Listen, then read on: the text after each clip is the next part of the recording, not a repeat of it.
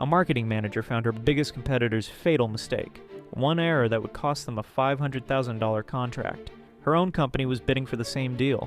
Staying quiet meant guaranteed victory. Instead, she picked up the phone and called them directly. Her team was furious. Her boss was confused. Everyone thought she'd lost her mind, but she couldn't win by watching someone else fail on a technicality. The competitor fixed their proposal. Her company still won the contract anyway, but now the whole industry was talking. Word spread about what she'd done, about her character. 3 months later, that same competitor called with an unexpected offer, a merger. They said they never met anyone with that kind of integrity. They wanted her values leading their combined companies. The merger created something bigger than either firm could have built alone. Her colleagues finally understood. She didn't just win one contract that day. She won something much more valuable. Respect that opened doors she never knew existed. One phone call changed everything.